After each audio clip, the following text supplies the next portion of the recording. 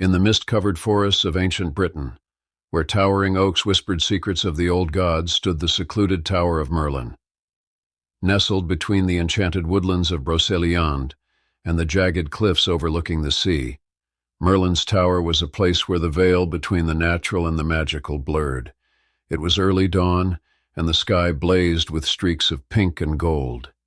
Inside the tower, Merlin, the legendary sorcerer, gazed into his scrying pool, a basin filled with silver water that revealed glimpses of the future. His long white beard shimmered in the faint candlelight, and his robe, deep purple embroidered with ancient runes, swept the stone floor as he moved. Beside him, his faithful apprentice, a young woman named Morgana, watched silently, eager to learn the ways of magic. Though destined to tread her own path, her eyes were filled with awe as she observed the mastery of the man who had once been the advisor to kings and a weaver of fate.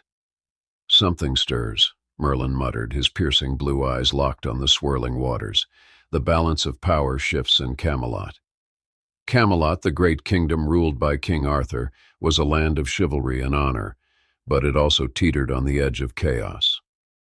Dark forces from beyond the mists were rising, and Merlin had sensed them long before others could see their manifestation. The scene in the water revealed a familiar face, Arthur, the once and future king. But behind him, the shadows of deceit, betrayal, and war crept closer. Merlin's heart grew heavy. "We must prepare," he said, turning to Morgana. "Gather the herbs from the forest and make haste. I need to consult the stars." Morgana nodded, swiftly grabbing her cloak before heading out into the woods. The winds whispered through the trees as she moved, carrying the scent of rain and magic in the air.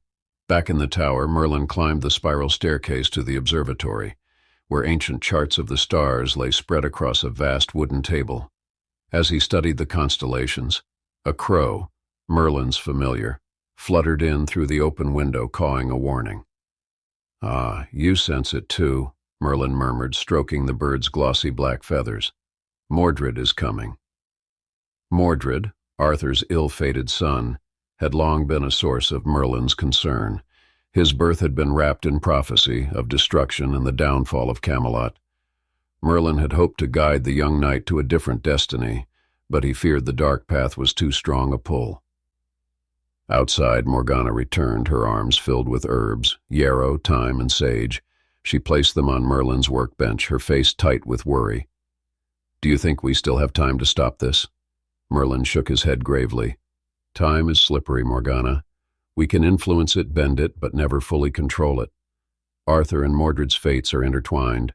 All we can do now is act with wisdom." As night fell, Merlin stood on the cliffside overlooking the darkened waters of the sea. The full moon rose, casting silver light over the landscape. In the distance, Camelot's towers gleamed, unaware of the storm that brewed in the shadows.